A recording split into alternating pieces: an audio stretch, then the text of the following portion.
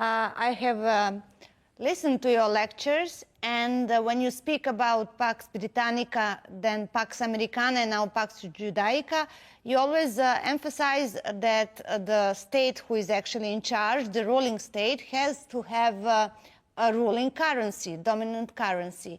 We had British pound, we had American dollar, but Israel doesn't have a strong currency. So how they are going to solve that problem if they really intend to rule the world? I commend you, Maria. You're a thinker. That's right. Pax Judaica cannot be established with the United States dollar as the international currency. So the United States dollar has to give way in the same way as the British pound gave way. What is to come after the US dollar?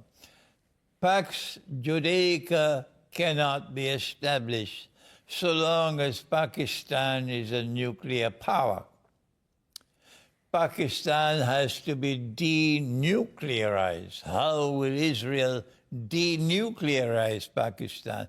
Maria, we're going to need another interview to deal with this. But I have suggested long years ago, 25 years ago, when I started lecturing on Islam and the international monetary system, that at the heart of the monetary system is the effort to take away real money from the market. Real money being money with intrinsic value. Money which has the capacity not only to function as a medium of exchange, not only to function as a measure of value, but most importantly of all, money which can successfully function as a store of value, That if I'm working and I'm earning a salary every month, and with that salary I can buy a camel, then 5 years later, if I take that salary out of my pillow, I can still buy the camel. 10 years later, I can still buy the camel because the money is faithfully storing the value. But when you take real money out of the market and you replace it with fictitious money, then the value of the money can be manipulated.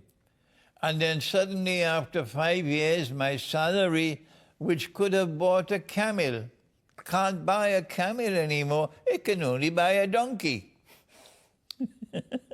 So something is happening. Another 5 years later, and I can't buy a donkey anymore. I can only buy a goat. And 5 years later, you reach like Bangladesh and you reach like Indonesia and most of Africa, you can't buy a goat anymore. Instead of buying a camel, you can only buy a chicken. Somebody is ripping me off. Who? All the wealth of the world is being sucked like a vacuum from the masses to one part of the world, which is becoming filthy rich. And as they accumulate the wealth of the world, everybody wants to join them. People who have less than even 2 peanuts in their head, oh no, we want to be part of them, they are the rich. But people who have faith in their heart don't worship the rich.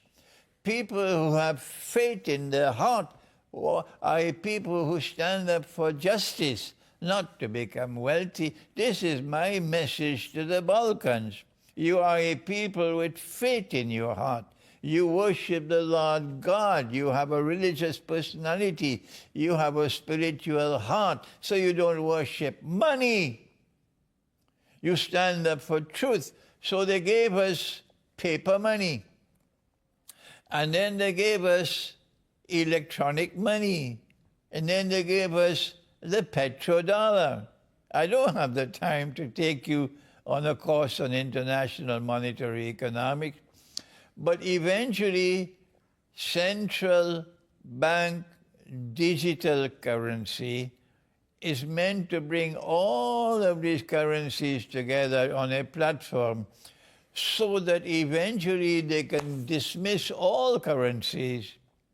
Cashless society. They will one currency, one central bank digital currency is what Pax Judaica needs. And they're moving in that direction.